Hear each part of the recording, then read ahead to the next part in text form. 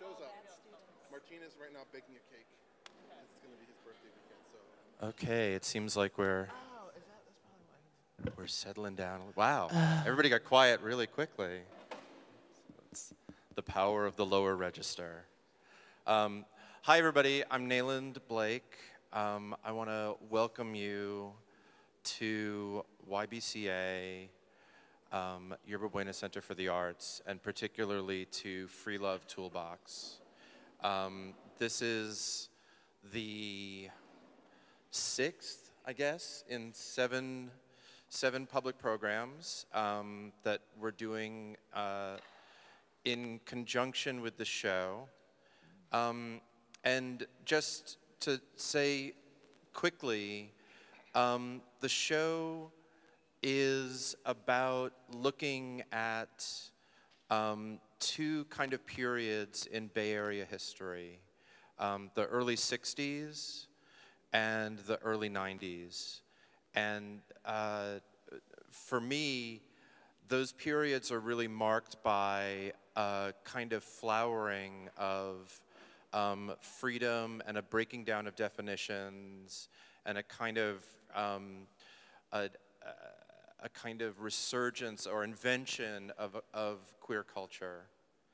And so the show, hopefully, is meant to serve as a kind of reminder of those times and a celebration of those times, and also as, hopefully, a platform for people to move forward from where we're at now. And with that in mind, we tried to set up things in the show so that it was less about stuff that I was doing, but stuff that all of you could do. So there's a bunch of areas in the show that are really here for your input. Just about everything that you see on the shelves over here is stuff that previous visitors to the show have brought. If you didn't bring something with you this time, I really encourage you to come back. We're asking people to leave objects or images that to them represent freedom. This room over here is kind of a studio and video recording room where we're asking people to use whatever video device you might have and record their responses to a series of questions that are here in the workbook. I know, it's like you come see the show and there's like homework, but we're putting those up on YBCA's website, and it's really, the questions are hopefully meant to frame your own thoughts about freedom and creativity and identity. Speaking of those things, we have like the back room where people have been sort of signing in a whole variety of ways.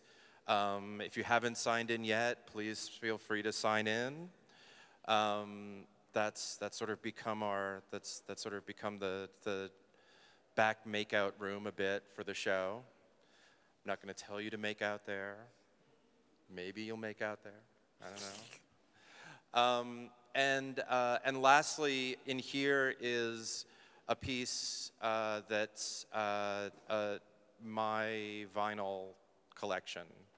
You can go on to the YBCA website and sign up to DJ during the hours that the show is open. And so please do that.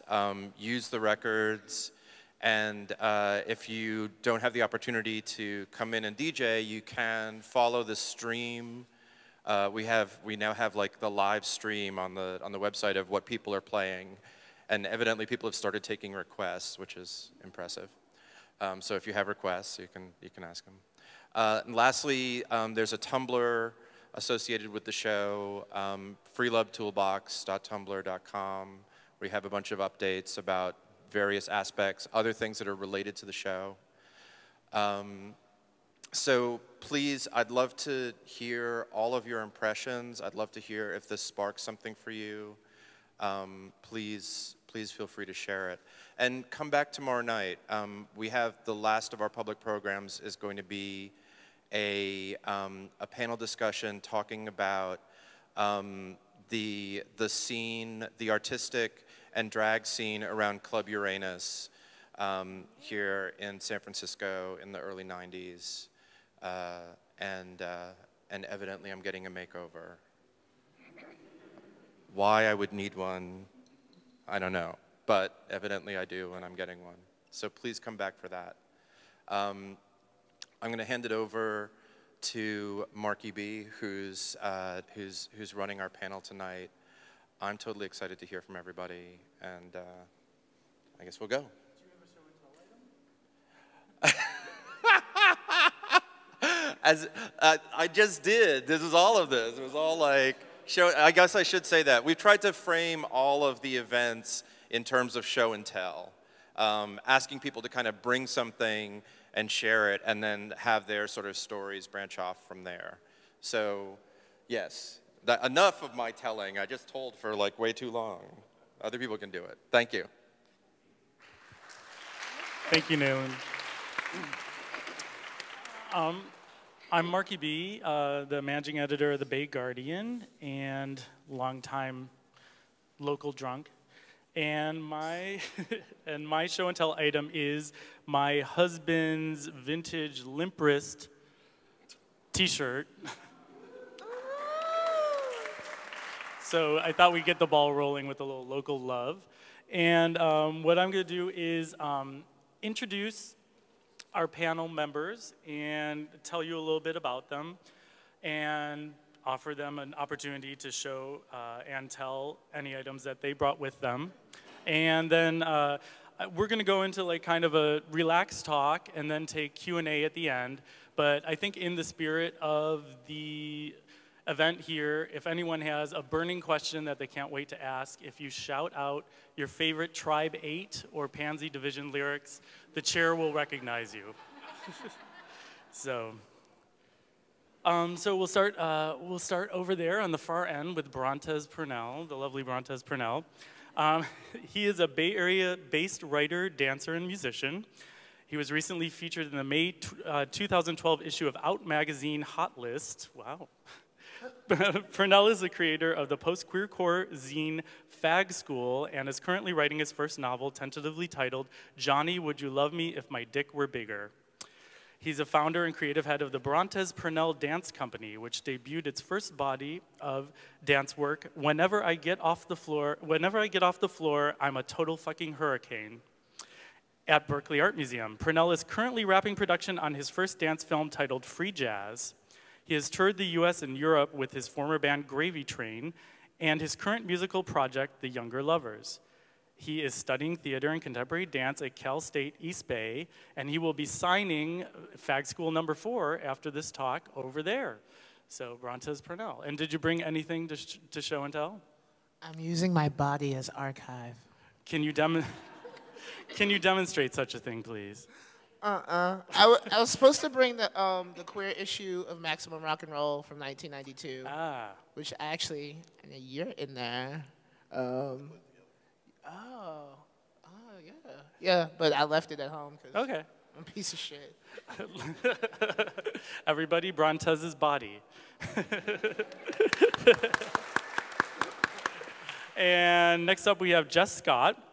Jess Scott helps run Make a Mess Records with Eric Butterworth here in San Francisco. Make a Mess has put out records, books, zines, and set up live shows for years centering on Bay Area pop and punk music since 2006. Jess has also played in the pop group Brilliant Colors since 2008, as well as more recent bands including Index and Flesh World. Jess does all of this so she can hog making all the cool flyers and record covers that need to be designed. Do you have an item? Yeah, I brought this band called Kleenex's Diary. The Diary of Kleenex. Yeah, which is actually like still available. It was pressed like 20 years ago or something. What press is it is it on? What is it on? I think she just did it herself. It's in German. Wait, microphone? Sorry. It's in German, like the label, so I don't really know. But I know that you can, if you want it, just ask me. I'll figure it out. Okay, great. So Jess Scott. And then we're moving on to,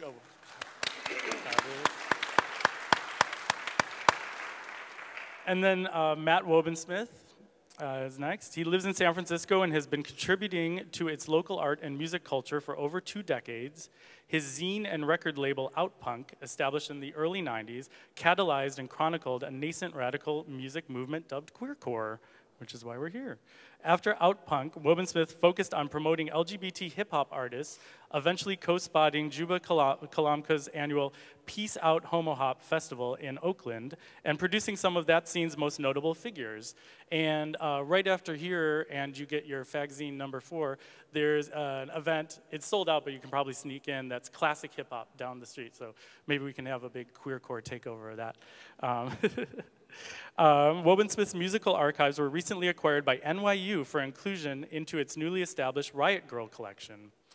In the past few years, Wobensmith established a local shop and gallery called Goteblüd, the world's first, is it Goteblüd or Goteblüd? Either one. The world's first vintage fanzine store, which is pretty rad. He helps publish the San Francisco-themed post-bear comic book Woveable Oaf with Ed Luce, and has also been working in software engineering for over a decade, testing security and privacy features for the web. So that's a lot of stuff. Matt Wobensmith.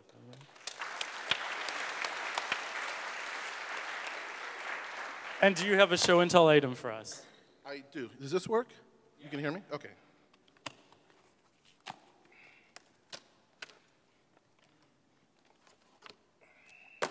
So I brought a record, and it's a record from 1983 by a band called Jerry's Kids, and the title of the record is called Is This My World? And actually, I was going to say, I didn't bring this for the record itself. I think the record's amazing, and you should check it out. It's a really, really amazing record in a lot of ways. But the reason I brought it was because of the title, Is This My World? I think is a really profound statement.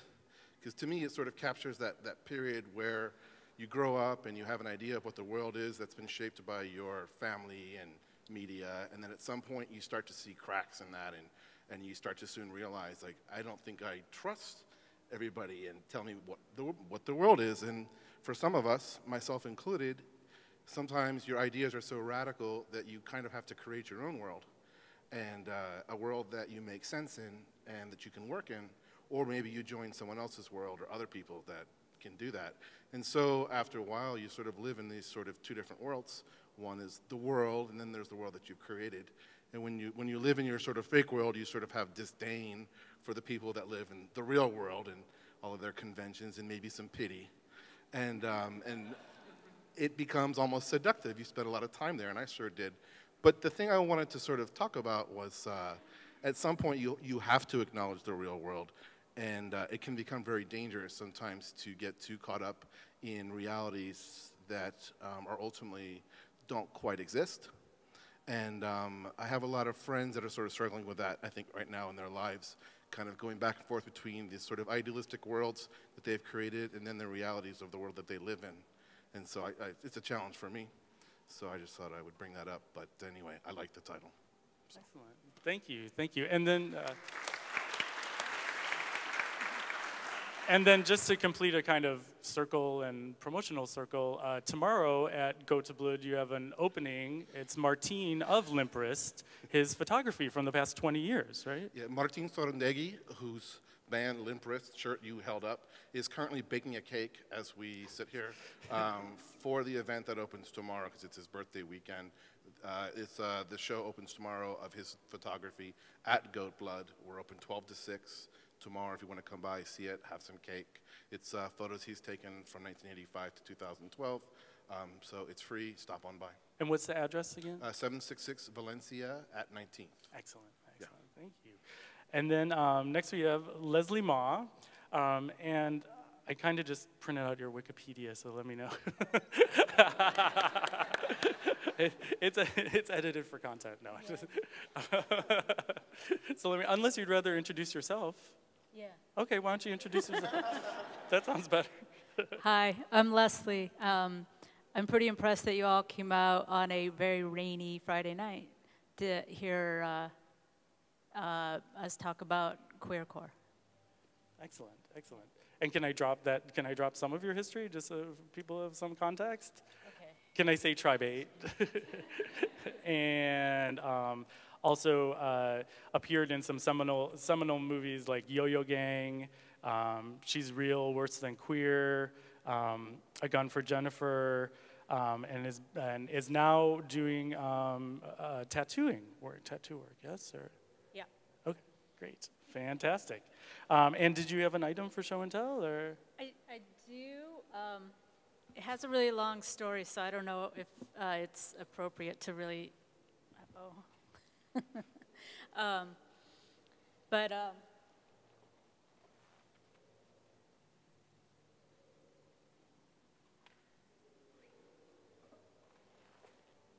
this is the last, the dress that I wore for our last show ever, the official one, at Michigan Women's Music Festival, and I don't really want to talk about the festival because it's been done, but I just wanted to mention that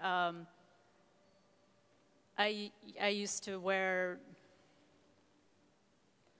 this is very similar to the dress that I wore the night of the telling of the story, and we pulled into a club in Ohio, I think it was Columbus, and there was a guy there who opened the back door for us, and he Sig Heiled us, and I was like, okay, I didn't see that right. I don't know what that was about. And then he did it a couple more times, and so the second time I went up, I purposefully grabbed the bass drum, and I was going up the stairs, and I smashed it into him, and I said, oh, I'm sorry. Oh my God, it's so heavy. And and you know, this guy, he just continued to do the Sig Heil, and then I was so upset about it, and I went, and there was, the guys at the bar were still just setting up, and I talked to the bartender, and he sent me to the manager, and then the manager had somebody else come out, and the promoter came out, and I had this whole ring of guys standing around me. I was wearing this similar thing, and a lot of glitter, and shoes that were very impractical to be playing in. And I said, like, this is going on, and they were like, well, that's just how he says hi. He's a little off. And I'm like, well, that's not really how you say hi to me. And they're like, well, that's how, he just greets people. And I'm like, that's not how you greet queer people. That's not how you greet, anyone.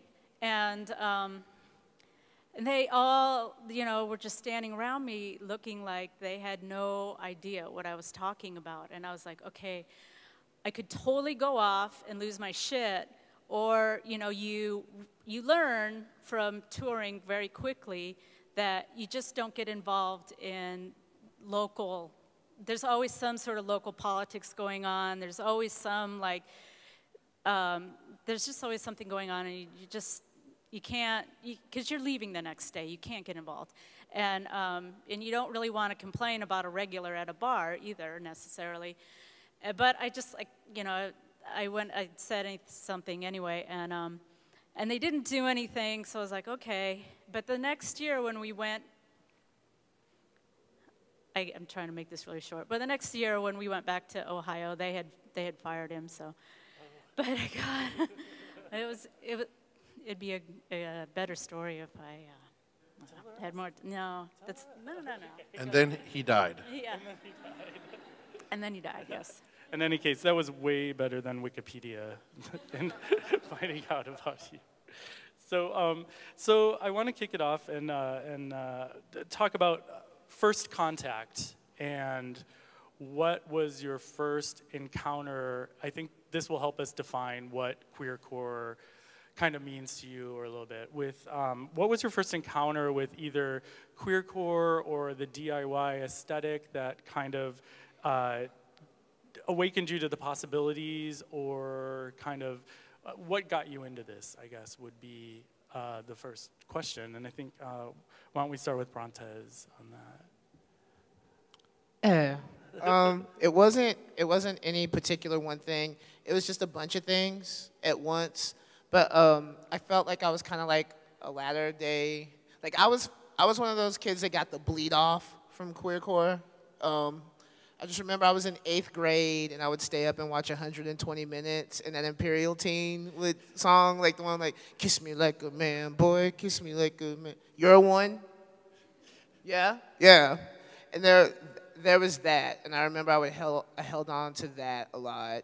And then there were these, I'm from Huntsville, Alabama, and this was like in the late 90s, and there was this guy who we would go to shows with sometimes, and he had the queer issue of Maximum Rock and Roll from 1992, and he was like, here, you need to read this, and it's just like Bruce LaBruce getting fucked by Vaginal Cream Davis, and like there's Pansy Division, and like Tribe 8 was in it, and like I remember I was in a band with this girl who was like really uncomfortable about Tribe 8. Like, not Tribe 8 in particular, but just the fact that there were dicks on stage being like, cause she's like, what's that about? I think that's really weird. And I was like, I don't know, I think that's strangely cool. Like, and I remember thinking like, fuck, like, I have to get to San Francisco. Like, if I can just get to the West Coast, you know? And the last thing I think was, I was in like, probably about 10th grade, and I was reading 17 magazine, and there was an article on, is it Sleater or Slater?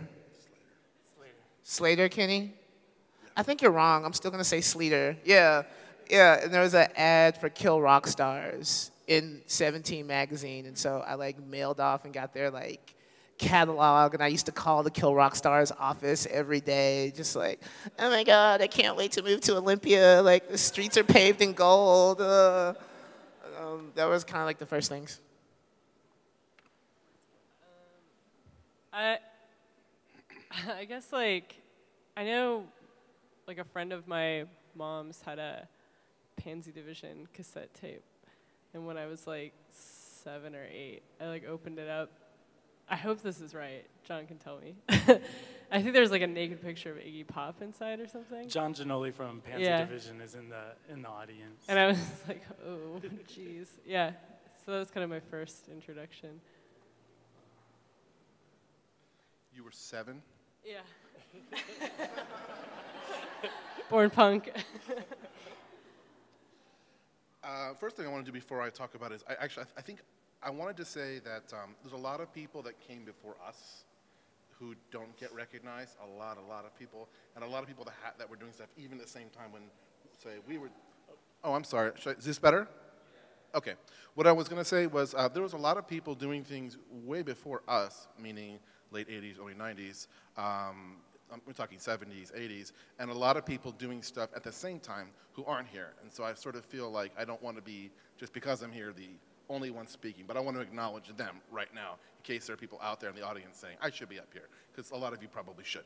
So I wanted to get that out of the way. My exposure to that whole scene was, I actually didn't get exposed to it until I moved to San Francisco. I'm from rural Pennsylvania. The first exposure I had to anything remotely radical was Maximum Rock and Roll in the mid-'80s and college radio, where I could hear all this stuff. And that blew my mind. It was the only left, radical stuff that I had been exposed to, and it validated all these ideas in my head that I had that nobody else would tell me were there. And all the things I liked had addresses in San Francisco and the Bay Area, so I said, I have to get the fuck out there, because that's where everything's happening. So I came out here, and I went to art school. That was my ruse. I went to a year at SFAI, and that was a complete waste of time. But there's some good stories there. And somehow I hooked up with the homocore people who had been doing their zine for a while, and I helped them with the last issue of their zine and got involved a bit there. But then I wanted to do my own thing. So that's where I did Outpunk. Hi. How did I guess what first inspired you, or what first inspired me? I think I was in a band when I lived in Boulder, Colorado, with my girlfriend called Anti-Scrunti-Faction, and we actually did a little bit of touring, and through.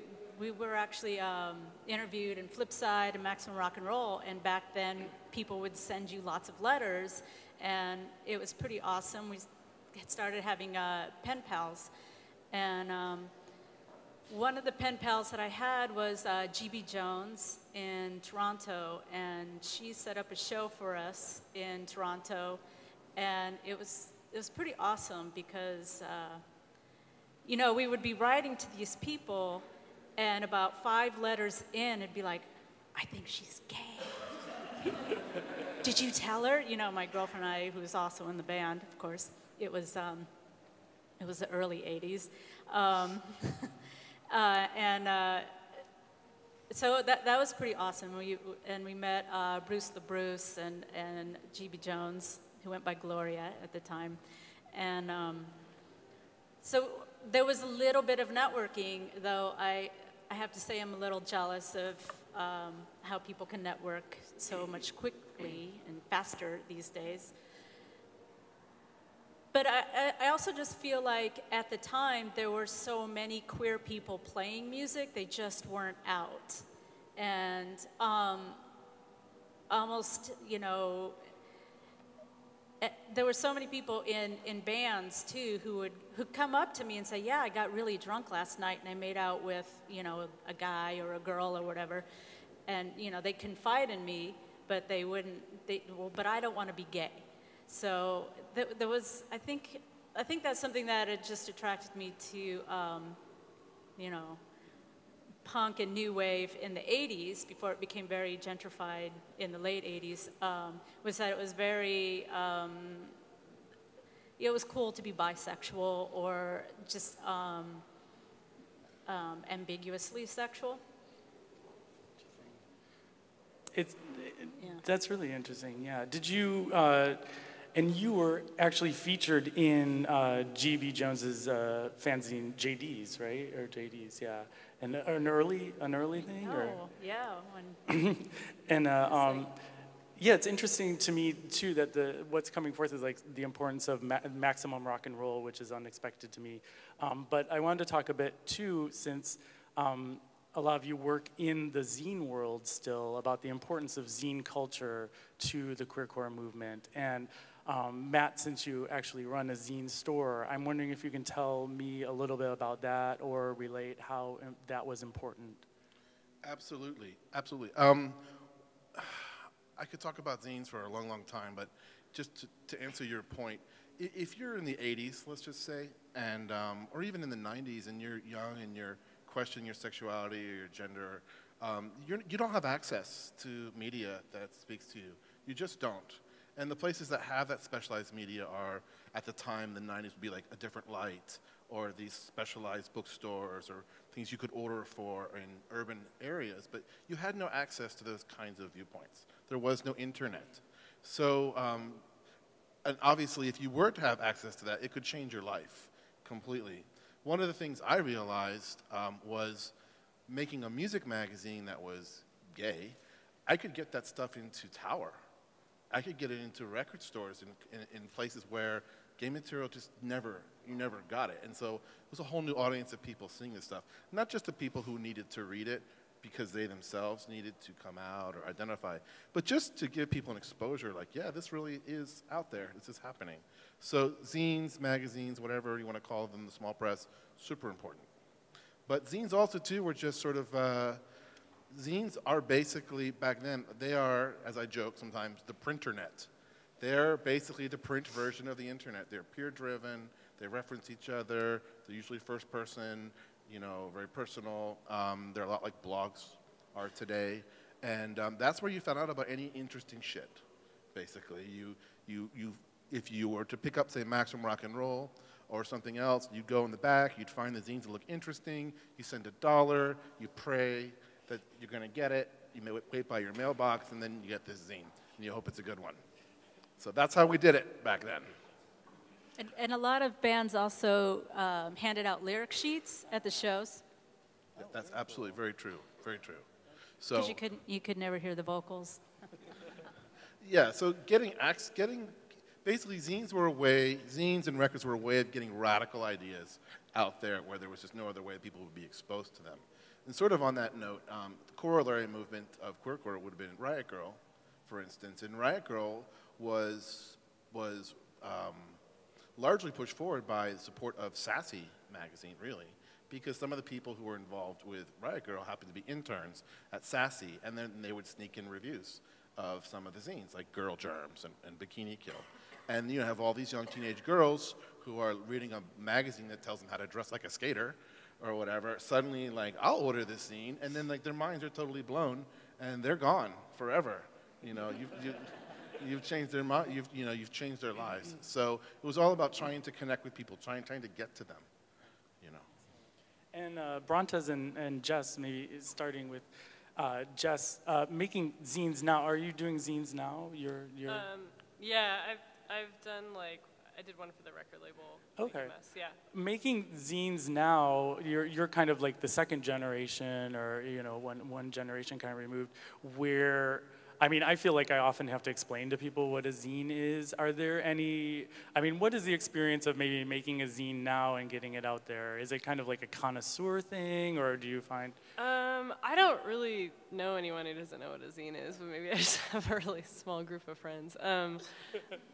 I guess like I did it for the label. It was kind of like a specific thing for the label to, I guess, have interviews with the bands that we were into and the records we were putting out. And then the idea was kind of just to give it away with the records through mail order. So, I mean, all that stuff is still going on. Actually, when I was in Gravy Train, the way I met Hunks or Seth Bogart was through zines and tape trading.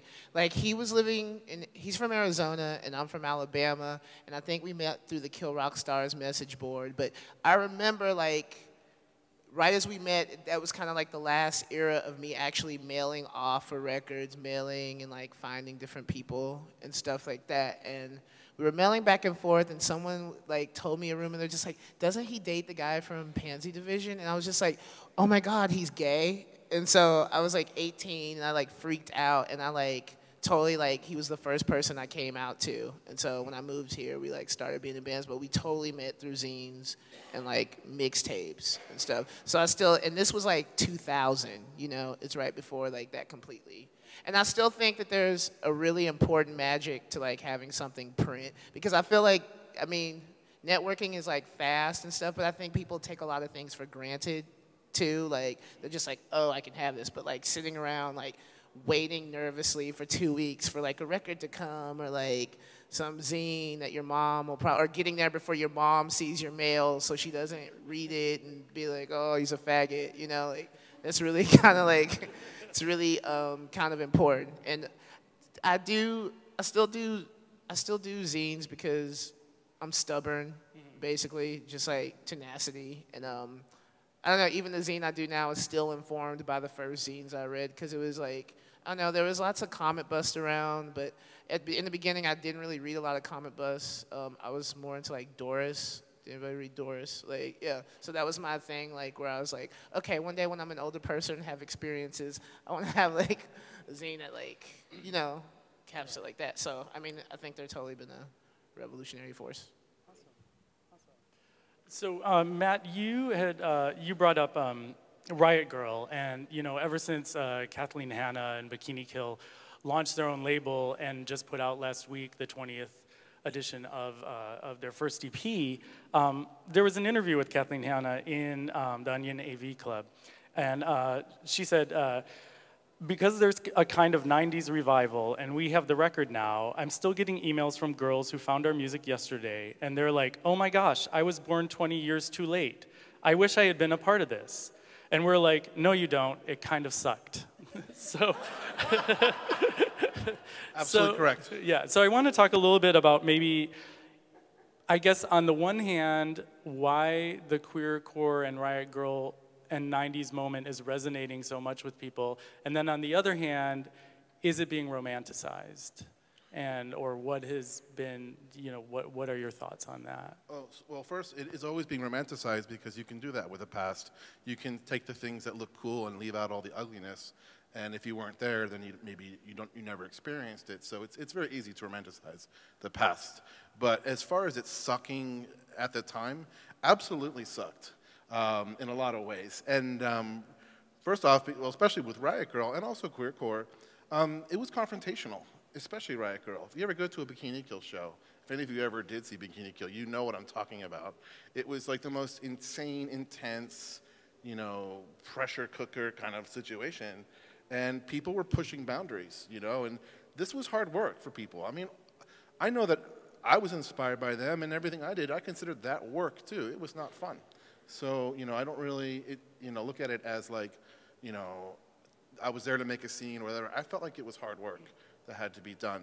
But I'm losing my train of thought already to what you asked, which was, the double-edged sword of sort of nostalgia for these movements. You know, people saying things like, oh, it's so cool because Riot Girl and queercore are relevant today. Is that really cool when, you know, we had all these problems we were trying to articulate 20 years ago, and we really thought that we were making a difference, only to have 20 years later for them to be the same fucking problems that we still have? You know, I have people coming into a woman comes into my shop a couple weeks ago and says, I'm making a zine, it's about street harassment, you know, and do you have any inspirations? And I do. I have tons of zines from 20 years ago about street harassment. And she read through those. And, you know, on one hand, it was like, oh, that's so cool. I found the right zine for this person. You know, that's fun for me. But at the same time, I'm like, how fucking depressing is that? Sorry, am I too glum? Sorry. That's okay. That's okay. And kind of continuing on those lines and maybe getting a little deeper, Leslie, in the film, she's real. Oh yeah, please. Yeah, Brontez, please. I think, I don't really see it like as depressing. Like personally, I love Riot Girl. When I was in Alabama, this teacher called gay people a genetic mistake, and so I went home crying after like choir practice and wrote a letter to Kathleen Hanna, and she totally sent me the first La Tigre CD and was like, oh, just like keep your head up, dude, it'll be all right. And I still have it like framed like in my bedroom, like pretty rad. But I still think, I mean, 20 years, 30 years, 100 years in terms of human consciousness is the same period.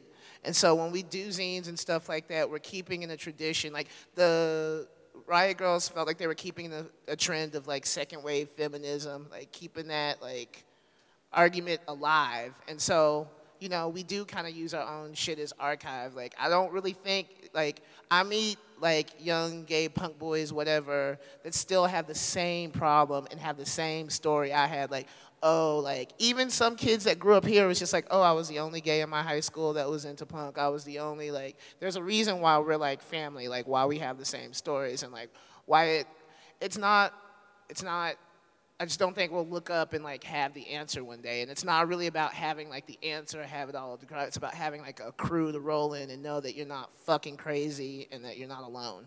So. Yeah, bottom line, it's still useful. That's what you're saying. And I agree. And I think, you know, the essence of nostalgia sometimes is the thing sticks around in people's minds because it still has a purpose. So I absolutely agree with that. I like your point.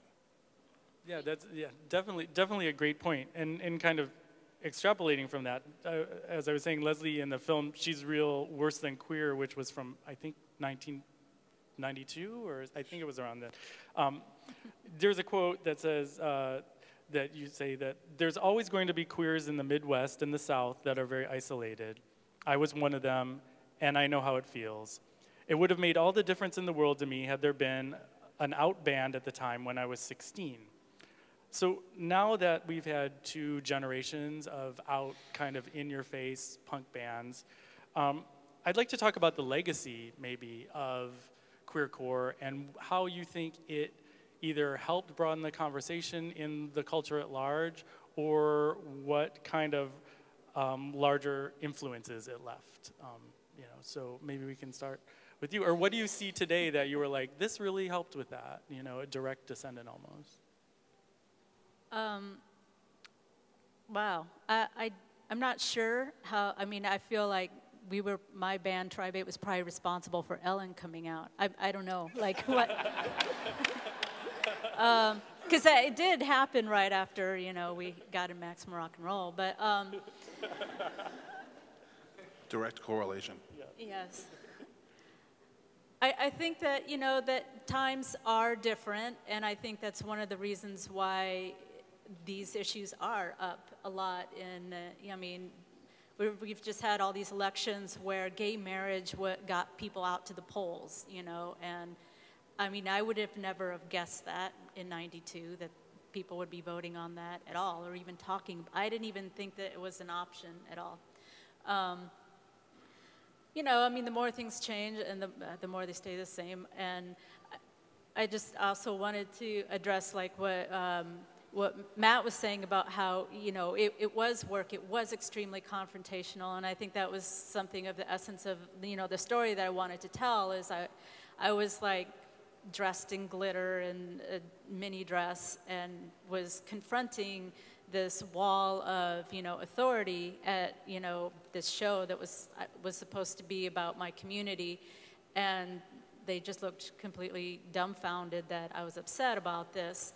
And it was, you know, really putting yourself out there in a way that you needed to feel like you had a community to back you up. And I think that's something that, you know, people are always going to need. And certainly there's going to be isolated queers and teens for whatever reason, you know, everywhere.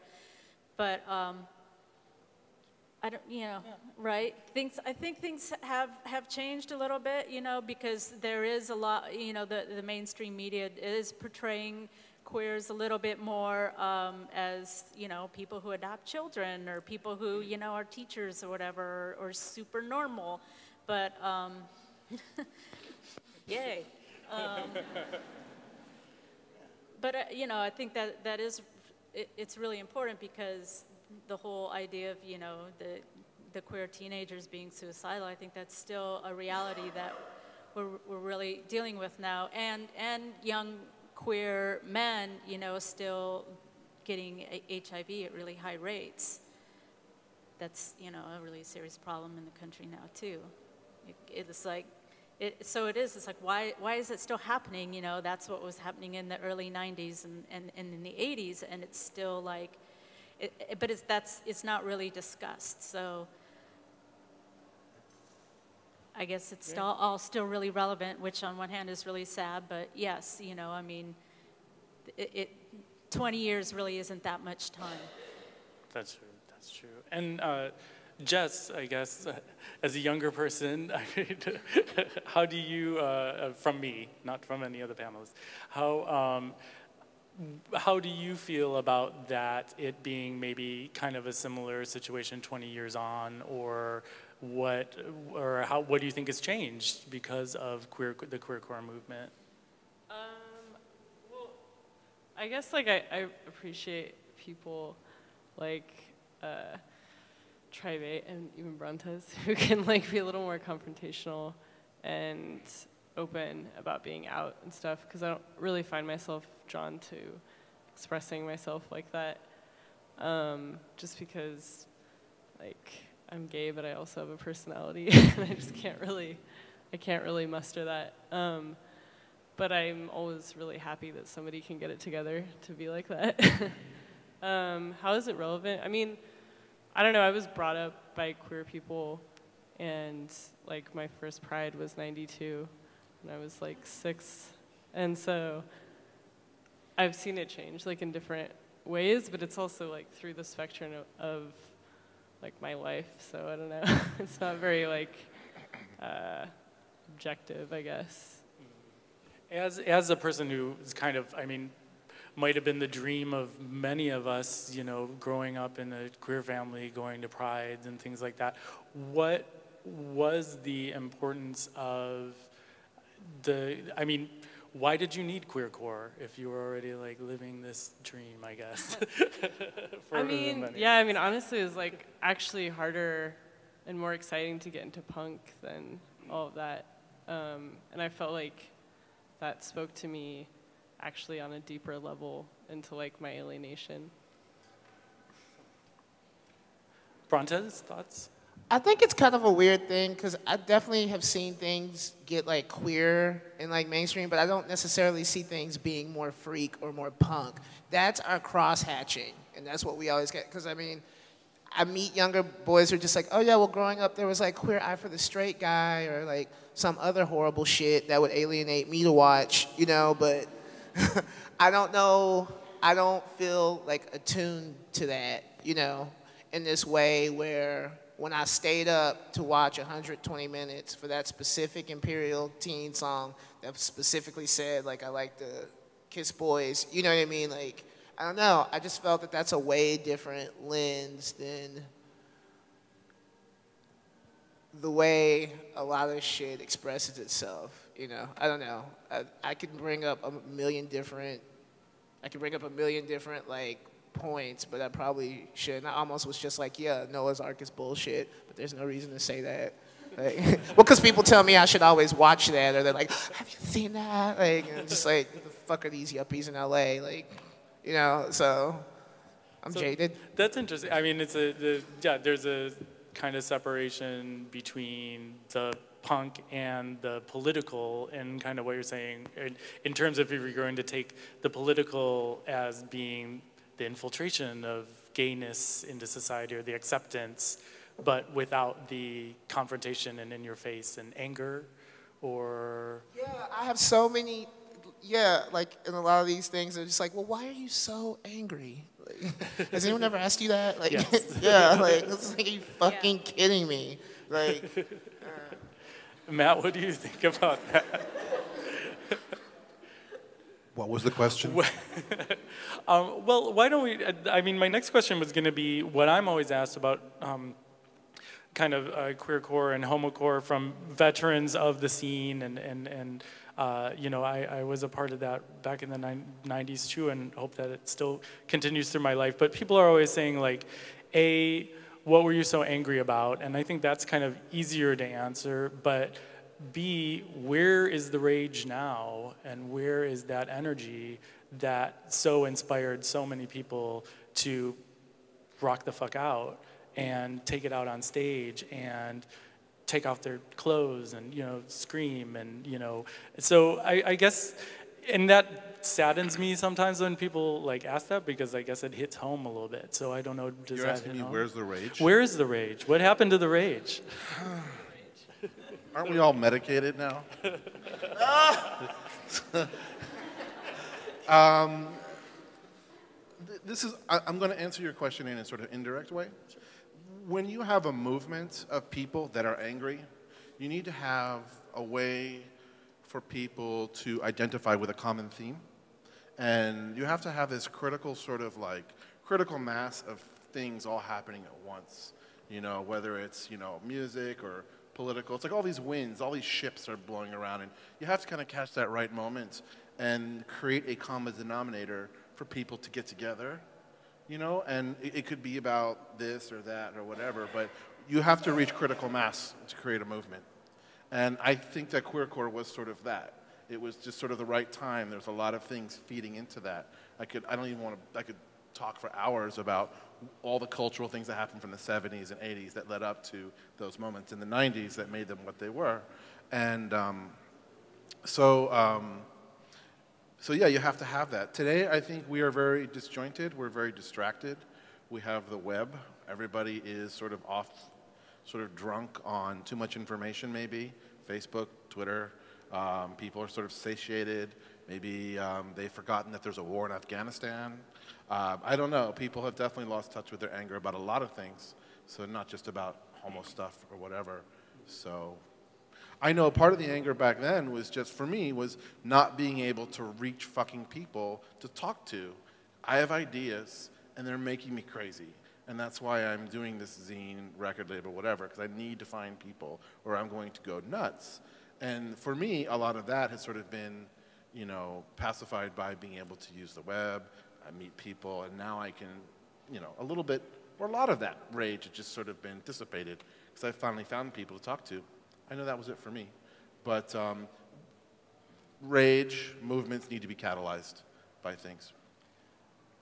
Leslie, was that some of your motivation to begin, was having so many ideas and needing people to talk to? Or what kind of like sparked your energy from back then and now? So.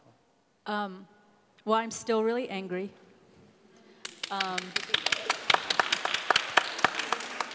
Thank you. But obviously I've found my people. I mean, I was really angry about a lot of things, and I feel like I mean, I could really go on about the difference between then and now, but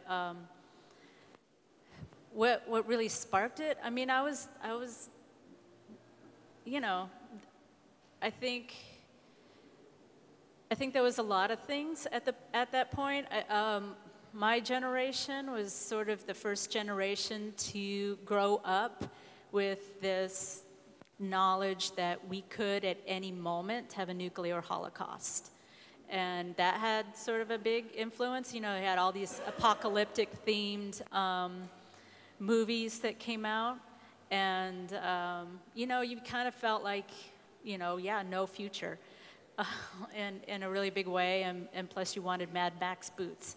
And you know, and there was this idea of like you had to be really super strong, and your anger was a way to cloak you in being safe from the world at large. I mean, there was like sort of this young Republican movement at the time in the 80s too for me, and like the early punk and new wave was just a way to just really rebel. And I mean, before punk rock, I really liked metal and rock and roll, and you know, I went and saw the Rolling Stones when I was 14, and so, but you know, as soon as I got, you know, a Sex Pistols 8-track tape, I was like, oh wow, this like really blows the Rolling Stones away. You know, this is so much more rockin' than Aerosmith.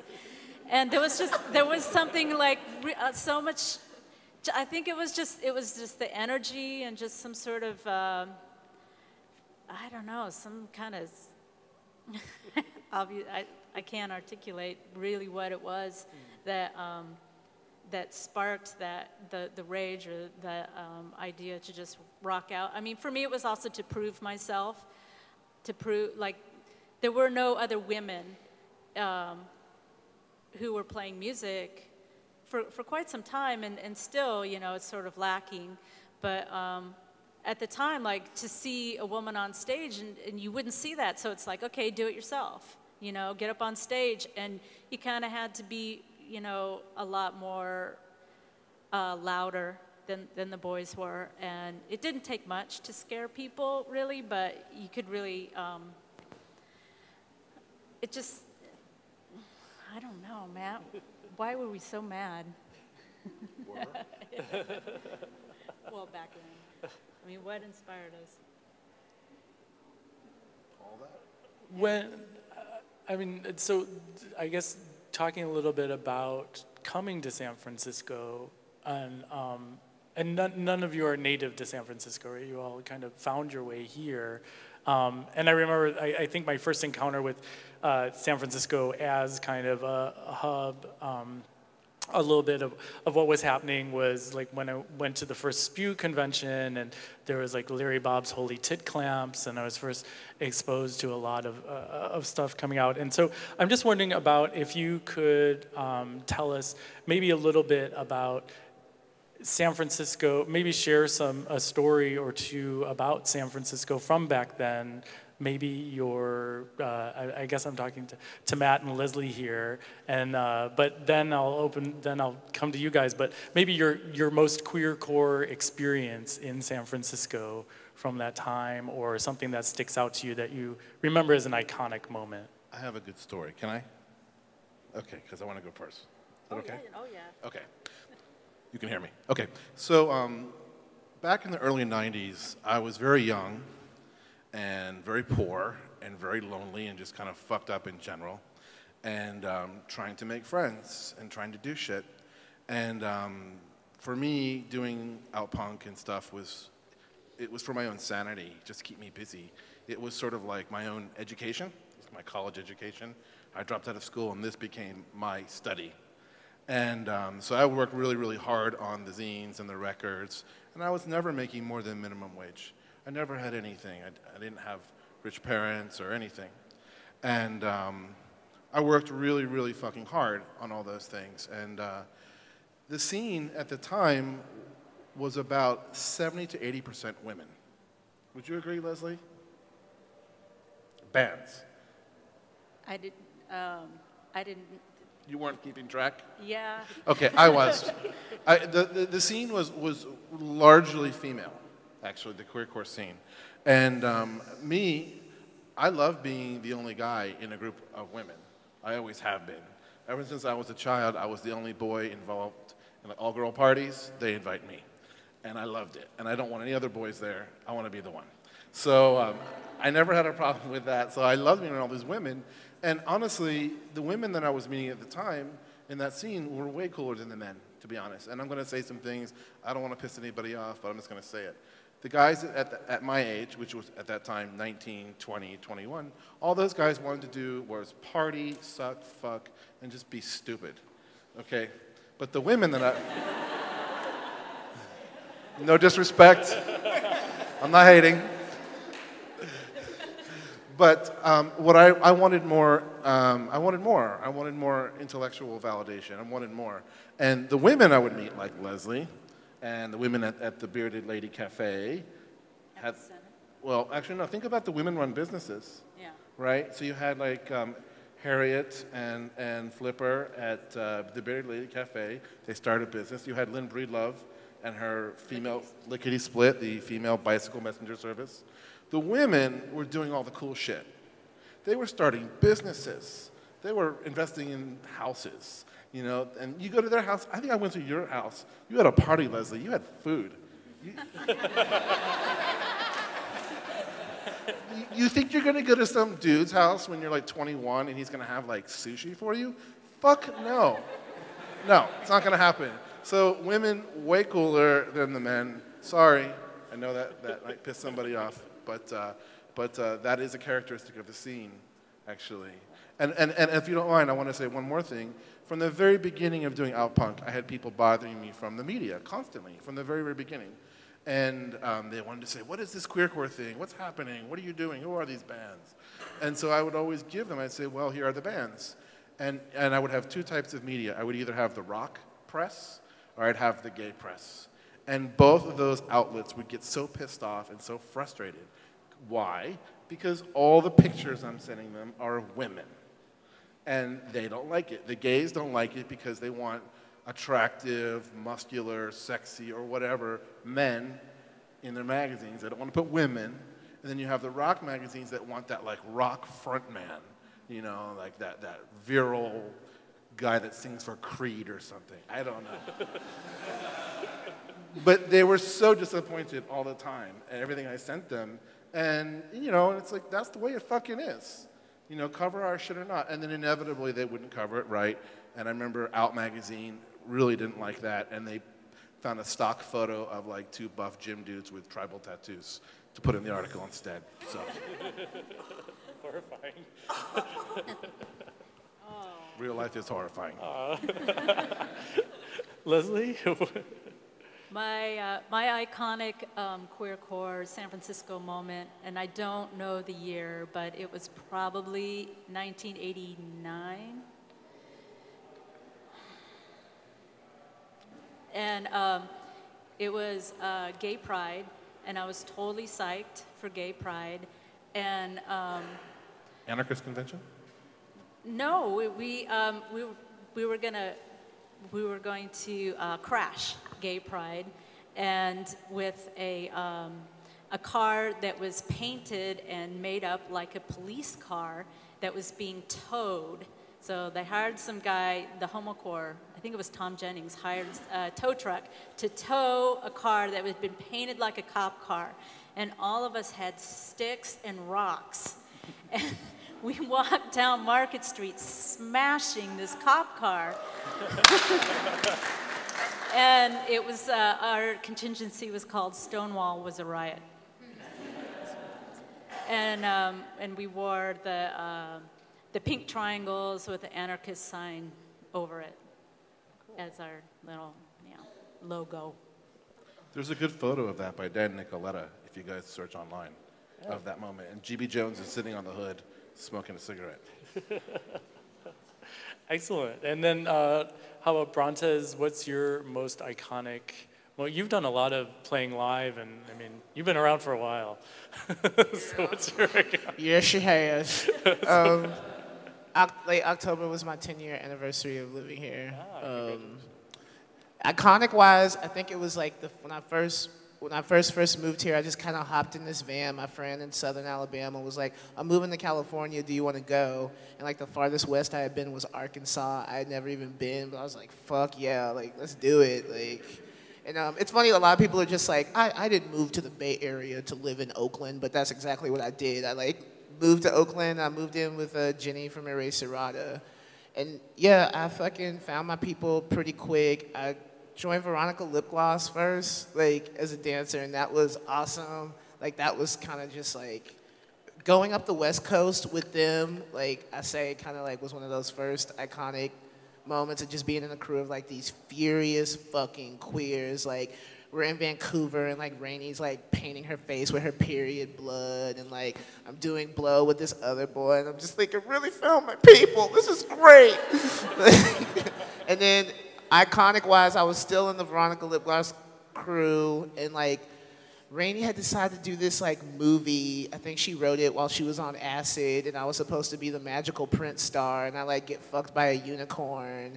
And yeah, I did it for free for some reason, and I like called my mom because I was like worried because I'd never been penetrated on film before. It's happened now, so I don't worry, but I was just like, "Mom, I like got fucked by this unicorn. It was weird. I don't know how I feel about it." And my mom was just kind of like, "Well, you know, some people fuck children. Some people fuck dogs. A unicorn is art."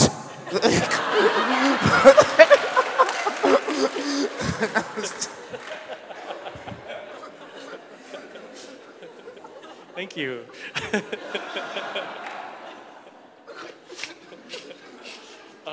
Jess? No, I actually am from here. I just was too shy to say anything. I'll answer the next question first. Okay, perfect. Perfect. So I guess finally my last question before we open it up for questions is, so would a number of things. Matt had talked about the dissipation of rage kind of because of the internet, and we had kind of hinted at a lot of the mainstream acceptability of mainstream things. So could a movement like queercore happen now, or do you see things that are kind of happening now? What are your thoughts on that? Could queercore happen in the age of the internet and same-sex marriage? Isn't it? I feel like it is. I mean, I feel like there's a lot of queer youth out there doing really rad stuff. You know, I mean, I'm not coming to your shows as much, but because I'm working a lot. But I feel like there's still a lot of stuff going on. Excellent. And I'm hoping it's actually broadening a little bit, and not to just be only a specific type of music or aesthetic, but I feel like there's a lot of really active youth. Mm-hmm. They're my heroes. Excellent. As someone who's putting out records still, do you see a lot of that youth, or is there energy, or what are your thoughts? I mean, I think that when I just think of bands that I like, there's like somebody, queer in them. I think it's just like a little more mixed, but I think there are still people who are more confrontational about it, I guess. Sorry, it's like the boringest answer. I don't know. I don't really think about it that much. I don't really think about it in the same way just because of how I've been brought up and my age and stuff. But I think it's definitely still going on, and yeah. Brontez? I think, yeah, totally. I think, and I do think it's not just about one aesthetic or one thing, or like, or just there is more of a mixing, because for 2 years I did a column for Maximum Rock and Roll, where I just like, some of the articles I'd just be like up late at night, like, sorry to reveal my source, but like on Xanax, just talking about gnarly gay sex shit. And the people who consistently liked my column, I can count on one hand the number of times I've had like guys who identify as gay or queer or whatever be like, "Well, that was really awesome, Brontez." It's always like some gnarly straight dude that was just like, "Oh man, that story about poop dick, man, that was fucking crazy, bro." Like, it's always like that. Like, they love it like the most, you know. So I feel like, yeah. And Matt, what do you think? Just to be contrary, I think that in some ways I would say no. I don't think that queercore or, for instance, Riot Girl can happen again. In some ways, what they really are historical pieces. They can be used to describe what happened then. And you could debate that forever. You know, you could resuscitate it, keep the same names, keep the same aesthetics or whatever, and keep it going, sure. But I think the essence of what those movements were, which is people mobilizing around issues around gender, sexuality, et cetera, well, yeah, absolutely, that will keep going. And it's going to basically manifest itself in a different scene, a different part of the world, a different energy, and it's going to be a little bit different than what you saw. You know, I wouldn't look for it to be coming from the same places. I think especially in countries that don't have a lot of media, a lot Pussy Riot. Pussy Riot, good example, actually. I think it can manifest itself in those places, absolutely.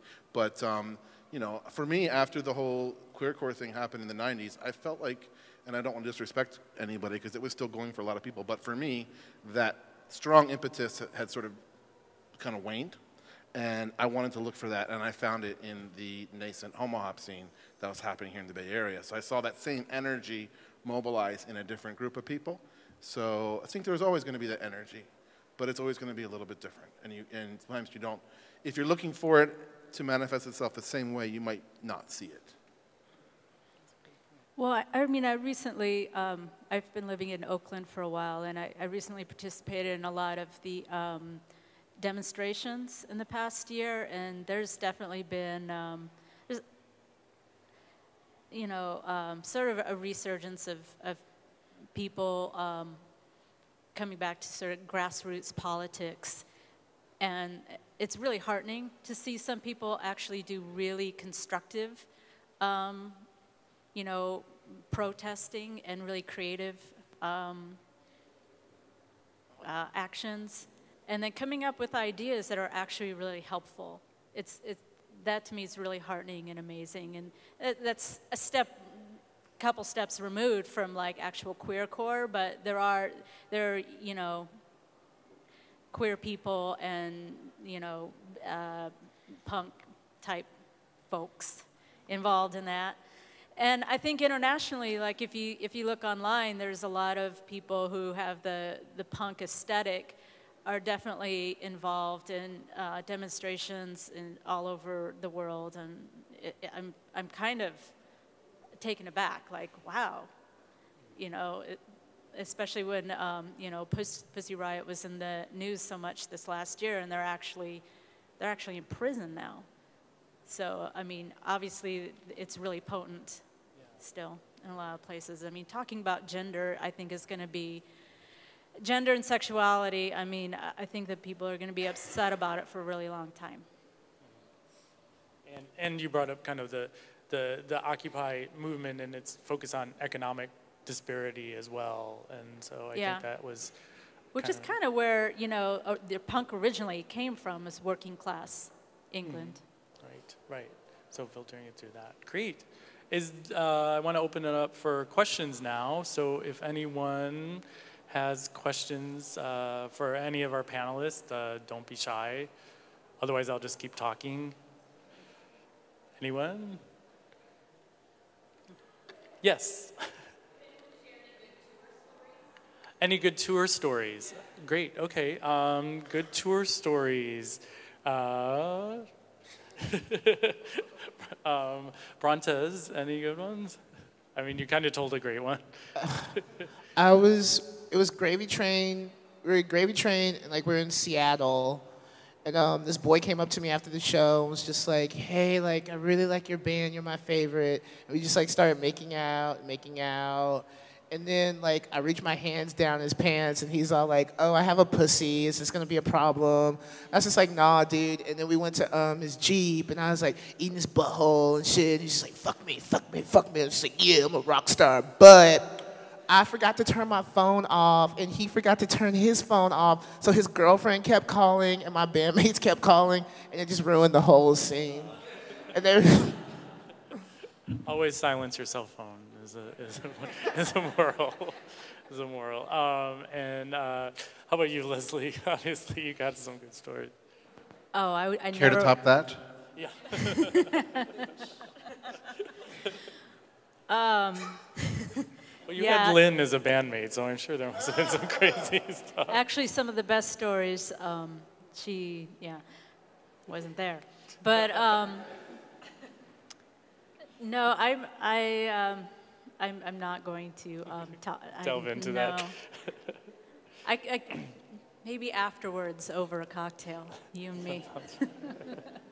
Matt, did you do a lot of touring? Or I didn't would do a you go lot of around, touring, or? but the one thing I did that was fun was I helped John and Pansy Division sort of pseudo-roadie on the West Coast tour when they were opening for Green Day for these big stadium concerts.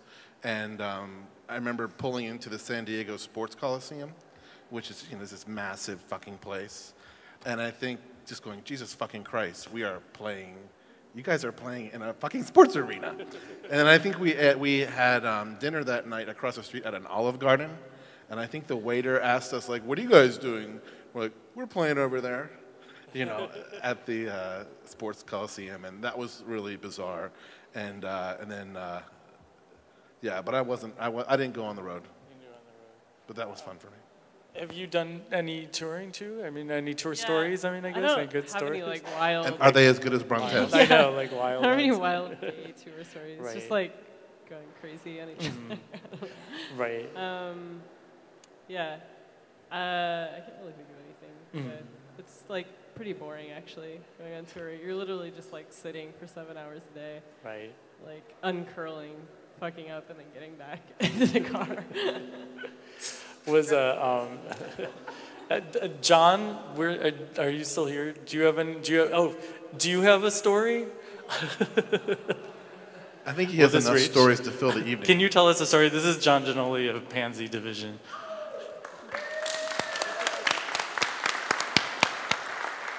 Well, I guess this is more of a Bay Area story, not necessarily a queer punk story, but there was one time when Pansy Division was on tour. This would have been about 97 or 98. And our van broke down in Sulphur, Louisiana. And we got towed into the next town, which was Lake Charles, a bigger town. So we get towed in, and we're stuck there for 3 days, waiting for our repair. So this is when we were on Lookout Records, and I called the label, and I said, we are in Lake Charles, Louisiana. What the hell is there to do down here? And they said, oh, well, there's one record store, so call them. So we called them, and they said, yeah, we'll come pick you up. Come over to the record store. And then they said, we're going to take you back to Sulphur. That's where we live. And we, had a jam session. And there were these kids who were, 18, 20 years old living in Sulphur. And they were fans of ours. But the thing they wanted to do most was move to Berkeley and start going to Gilman Street. So the whole queer punk scene as part of this bigger punk scene, which is totally mythologized by people in maximum rock and roll, among other places. It was this really wide thing, and I don't know, that's what I was thinking of. Well, I don't know if that's really the best story, but that's what I was thinking of while I was listening to all this. One thing I guess I'd like to say is that I did write a book about all this. It's called Deflowered, My Life in Pansy Division. And it's still for sale. But what I love about the San Francisco Public Library is they've got 14 copies of it. So you can read it for free. But the thing about, now see, I know Matt. We've been friends for a long time. And I've urged him to compile the Outpunk fanzines, which he doesn't want to do, because he thinks they're historical artifacts. But one thing that we tried to do. They're just embarrassing. Yeah, but they're very real, very honest. But, you know, I wrote my book. There's a Pansy Division documentary. There's a Tribe 8 documentary. And one of the things that I felt was important was no one was coming to us saying, oh, let's do a film about you. Oh, why don't you write a book? This is our own idea. And we thought, well, we're the best people to document this because we were there. So I think that more people who are involved should write memoirs and do documentation, because then you don't have to rely on somebody later coming back who wasn't there to try to tell you, to try to find out what it was like. One of the things that I wanted to do, this is sort of the sad part of the music biz now, is I wanted to put together a queercore compilation, which covers basically from like the very beginning of the 90s through the mid-90s of a lot of the stuff from this period that we're talking about. But it's really hard to get things licensed. It would have turned out to be really expensive. I've got a CDR of it. But I want to see more stuff like that happening. I want to see more documentation because there is a lot of interest. And I was in ACT UP when I moved here. I moved here in '89. And ACT UP led to me doing, so activism led to me doing my band in the first place. And 2 decades later, there still hasn't been a book about ACT UP. There have been a couple movies in the past year. So I think all this swirl of late 80s, early 90s cultural and political activity is something that is still needing to be documented, and because it's pre-internet, can't be found. I wonder if maybe, Matt, you can talk about, so it was kind of an ephemeral movement, zines and an in-the-moment movement, and now there's such a thirst for documentation. Do you think it was kind of an unexpected consequence of living in the moment that now so much of that is harder to gather together? Like if the music had been on one major label, it would have been easier to compile now? Or I mean, do you find that there's kind of a void when people are asking about things and want this thirst for wanting more history about it? It's harder to get together because it was purposefully supposed to be in the moment. I don't know. I mean, I think that the problem John's articulating is actually more has to do with the reality of putting out records today. Everything has changed. The model has changed in every way. So how do you get things together? How do you get licensed? How do you sell things? How do you get paid for things? So I don't know. I don't know how people experience music today. I could ask the audience, do you download your music for free? Do you actually go to a record store? Do you buy vinyl? Do you buy CDs? Do you just listen to stuff on YouTube? I don't know how people consume music today, but I think it's all over the place. So, so I don't know if that is necessarily needed, but I don't know how you document these things and get people's attention. I don't know. Any more questions? Anybody else have any questions? Yes, Nayland.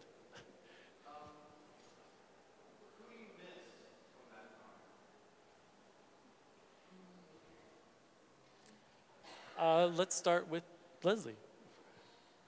Well, I have friends who have passed away, and I miss them. How about you, Matt? Rick Jacobson. Can you tell us of Kiki Gallery, who I'm sure Nayland knows, and a lot of people know, was a gallerist who worked with a lot of really great mission artists, who was also a big supporter of me. And really amazing, awesome guy, and just died too soon, in 1996. Do you guys have anyone you miss from before? Who would you, okay, if you could project yourself back into the early 90s, who would you most want to see or interact with at that time? When I sucked Lynn's dick on stage at Gilman, like in 2000, my whole moment was right there, like, because that's what the pictures I saw, like, it's like, oh, I did that. I can be like content now. So. It's like, check. How about you, Jess? Do you have any like heroes from that time? Not really. Yeah. I mean, I think like, I'm sorry, I'm like, not giving very good answers. But I mean, I think it meant a lot to me to meet Marlene Martyr from Queen X, and I kind of more identified with that sort of music scene and era. And like, I actually interviewed her for Maximum, and I didn't even know that they were, or that she was gay until she made a crack about everyone thinking that one of them would be gay if she joined the band. And then I was like, oh. So I think that the way that she kind of went about expressing that is sort of actually before all that, and yet kind of seems more in line with how I identify, I guess.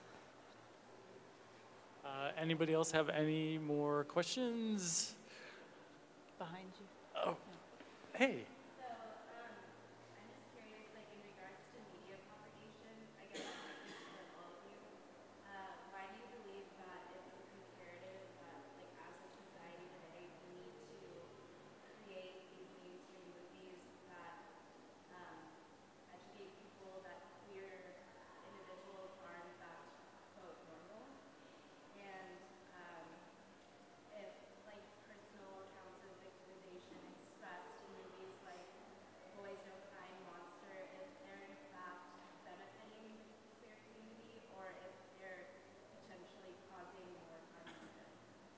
So I think the question is more mainstream representations of queerness, are they benefiting people? You know, is it good to have these kind of like, if there was like a mainstream movie about the queercore movement, or I think does anyone have specifically any about the queercore movement? Or specifically about, do you think just queer identity in general, or? Would a mainstreaming of queer identity be helpful, or the continued mainstreaming of queer identity, I guess? Well, I think the more queer type characters in the media out there, it's probably a good thing, and to show like a wide range of different kinds of people, villains and heroes. It's probably a good thing, the more that there is. But I don't, just to sort of normalize it, of like, yeah, you know, we're your neighbors. And, but as far as queercore, I just don't really see that being portrayed as, like, how do you do that? Mm-hmm. You know? It would just be, weird. That would be weird. Yeah, how do you stand outside the mainstream but still demand tolerance from the population in general? I think for me that was one of the central questions that kind of queercore was posing. It was like, we want you, you know, it was kind of both, you know, it was double-edged. There's definitely some like queer minstrel shows out there, or characters that it's really easy to caricature the lesbian, or the gay guy, or the transgender person. I mean, it's really easy to make us into caricatures and make fun of us. It's a lot, you know, for entertainment. But what are you gonna say? You know, like, you can't have anybody. I think that all different types of, all demographics of people get characterized like that. You become caricatures. In the 90s, in the punk movement, there were some political undercurrents about keeping punk underground and obscure, and keeping it into a scene of its own. It's more pure.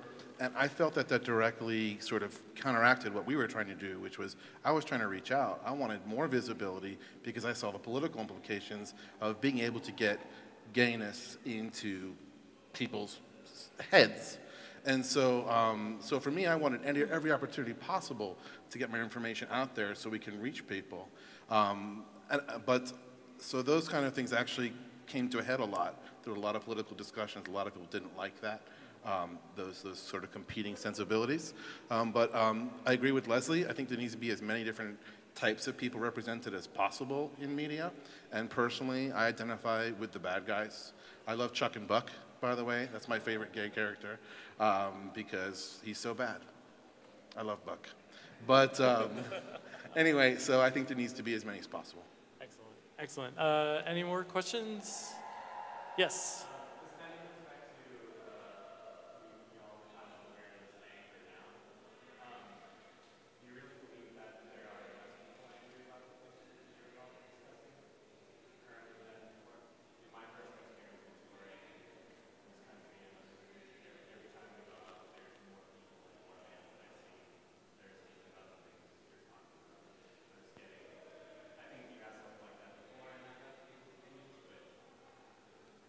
So,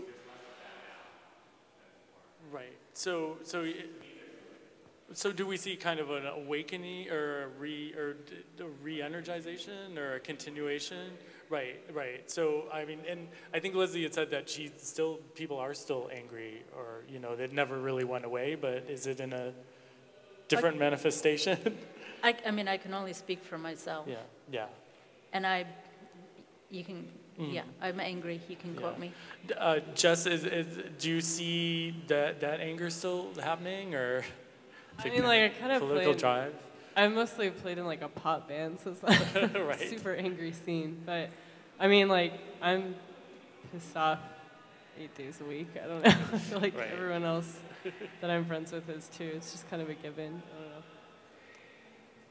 Do you perform a lot now, Brontez? So, I mean, do people react at your shows with same anger, or is it more? It depends on the context. Like right now in Younger Lovers, I can't remember a time where there's been like an overwhelmingly like queer crowd. Like I feel like, I don't know, there's probably more straight dudes at that show than anything. As in the context of Gravy Train, it could be kind of really intense with that band because we were definitely there to be like song and like dance. It was queercore, but it was like totally like removed. You know what I mean? Like it had a way different sensibility. So I felt like sometimes at those shows, like I could meet a really awesome gay kid that was doing lots of stuff, and then I could also meet a total fucking trendoid that was gonna tell me a racist joke. Housed within one house of like, we're all gay here to get drunk and get laid, but even in that scene, like, I don't know. I don't know if I feel like out of touch, but I don't see the avenues where it's all culminating and it feels like, okay, we can fucking do this. I feel like that now, this is really rare to me. Like, this is the most I've seen, like, I don't know. I want to say, like, in the 10 years I've been here, like, but that's also me just mostly, like, in this way, being here and kind of, I feel like, maybe in a small way giving up and letting bars become my community for a lot of years, too, and that's going to be, like, a whole nother different mixing bag. So, branding-wise, I don't think there's never going to be a shortage of queer anger. I do think there's a shortage in how our avenues are being articulated. Makes sense. Great, and I think we're going to wrap it up unless there's any more questions. I'm willing to take them. Oh, sure. So, I guess in the last, 20, 30 years, do any of you recall, a concrete incident that made you realize, times are changing? That there is a promise for the queer community? So, what moment would you call most inspiring, or are you thinking, or? Or a specific example of something that happened that made you realize that there is hope? There is hope? That fucking Ellen episode, it was ground zero.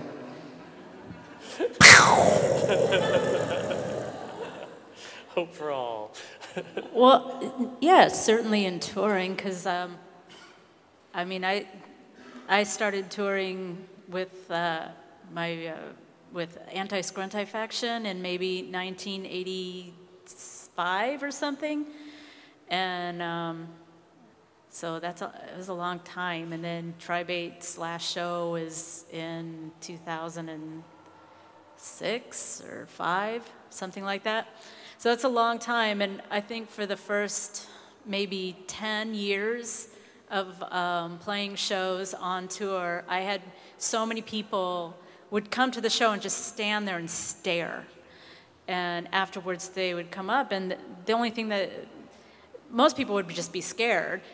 And a lot of the comments were like, wow, you guys are the first like all-girl band I've ever seen, you know? And by the end, by like the end of the 90s, you know, young boys would come up and just say, wow, you guys really rock. So there was kind of an acceptance, like that was not the thing anymore. The novelty of an all-girl band had transmuted into like you're just rocking. Excellent. Oh, cool. Or yeah. So I guess finally, I just want from each of you maybe a song you love and why you love it from that period would be, you know, what song do you identify most with? Or I mean, I know Imperial Teen, but reach back farther. I'm not gonna pick one song. I'm gonna pick the entire album, Potty Mouth by Bratmobile. Totally mobilized me. It mobilized you? Okay, great. Fuck, what's the... Never mind. It's that song. I don't want to sit around and talk about the wipers. Weren't those the good old days? Excellent. Jess? Yeah, I don't... Can I think about it? Yeah, you can think about it, Matt. I think my favorite would be Sister Double Happiness, Freight Train, where Gary Floyd's talking about, basically he's had an HIV test and he's positive, you know, and, you know, come on people, give me some love. When they touch me, they wear gloves, kind of thing. And it's just so fucking sad and crazy. And Gary Floyd should be here tonight. He's one of my heroes and one of the biggest inspirations to this scene.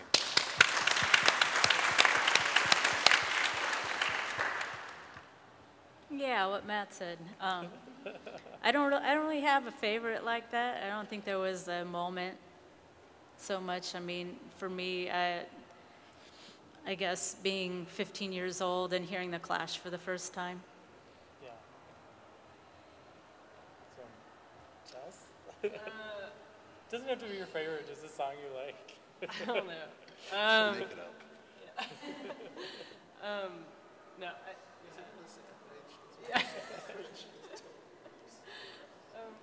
It's not Melissa Etheridge. No, I don't, yeah. Okay. I don't have one. I'm sorry. All right. Well, great. Yeah, and I was rocking out to Wrong Bathroom by Tribe 8 earlier today, and it's just really revisiting it after, I don't know, not too many years, but some years. It just was. There was just a lot of brilliance going on and what was happening musically then, and there was influences of like ska, and I think it really brought it together. And for me, just being able to listen to those songs again and not be just about one thing, musically was really important to me to be able to discover new ways of reading the music that was coming out then. So I'm ending with me because I'm the attention whore. But I want to thank Brontez. Not if I end it. Are you going to end it? So thanks Brontez, Jess, Matt, and Leslie, and thank everybody for coming. And thank Nayland for helping to put this together, and John for talking. And thanks, y'all.